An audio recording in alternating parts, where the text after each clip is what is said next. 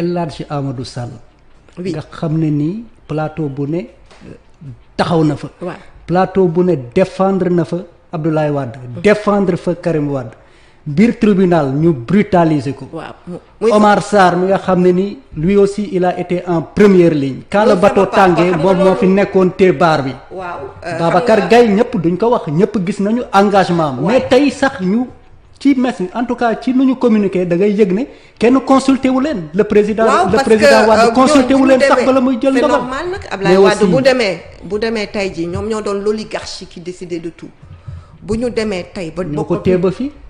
ba tey mais bu ñu demee ba bokkatuñu ñuy défier Ablaye Wade bokkatuñu ak moom ligne de parti suñu texte dafa leer xam nga damay rappeler rek la fameuse phrase de Abdoulaye Wade pour terminer dama la bëgg wax ni le maréchal Pétain lors de la première guerre mondiale 14-18 il a été l'Européen le plus applaudi le plus digne le plus combattant. Lors de la guerre 39-45, il a été le traître à l'Europe, le traître à la France. Il a vendu la France aux Allemands. Et c'est De Gaulle qui s'est levé pour lui faire face. Donc dama la bëgg wax ni nit mën naa nekk tey ci situation bi ëllëg mu changer quand nekk ci beneen situation. On ne renie pas ce qu'ils ont eu à faire, mais les faits sont là, c'est pas moi qui les ai inventés. C'est eux qui ont décidé de défier le secrétaire général national. C'est eux qui ont décidé de ne plus aller le voir. C'est eux qui ont décidé de mettre une barrière entre lui ndax nag bu fekkoon ni bëgguñu coow bi wala dara nekkul ci ginnaaw bul dem dialogue ma ne la bu. Omar Sarr rek a fi dem dialogue waaw mais ñëpp xam nañ ñu ànd wala ñoom yàgg nañ tey xëy na bu doon démb décret ba mu amee. Ablaye Wade bu jëloon décision wala mere la ci di nga dem ba ci moom toog sama baay la lay wax lu mu def même bu ñu tooñee. ñoom ñoo doon dem baal. yow da ngaa soupçonné en dehors de Omar Sarr am na ñeneen ñi nga xam ne ni dem nañ ci dialogue bi te. mais bien sûr Omar Sarr c'est pas lui seul Omar Sarr bu El Hadji Amadou Sall Babacar Gaye bu amee fitu dem foofu il ne l'a pas fait de El Hadji Amadou Sall Babacar Gaye.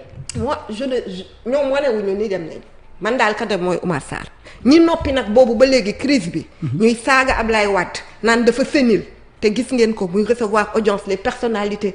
De la société civile politique des émissaires étrangers ñëpp ku génn saluer grandeur intellectuelle Wade ñoom bu ñu demee bay wër di wax loolu bu ñu demee ba def nekk ci groupe WhatsApp yi di xas Ablaye Wade naan amatul toute sa tête Karim a koy defloo maa wax leen ni à un moment ñoom ñoo doon defloo Ablaye Wade waaye tey nag bu ñu demee ba Ablaye Wade ne lii mooy ligne parti bi te texte yi may ko ni que moom moo waral ligne mais rappelons-nous Oumar Sarr dañ ko nommé Ablaye Wade moo teggi ñëpp nommé ko pour mu defal ko moom li mu bëgg exécuter bu ñu demee ba déggootuñu mais qu'est-ce que vous voulez qu'on fasse il faut qu'on soit honnête quand chez toi dans ton bureau fii nga nekk Sénégal 7 ki moom Sénégal 7 bu taxawee tey seen rédacteur en chef ne lii mooy ligne éditoriale bi nga bañ ne dee ligne éditoriale bi du ma neutre man damay dem faral APR am na droit nag ne la mënatuñu def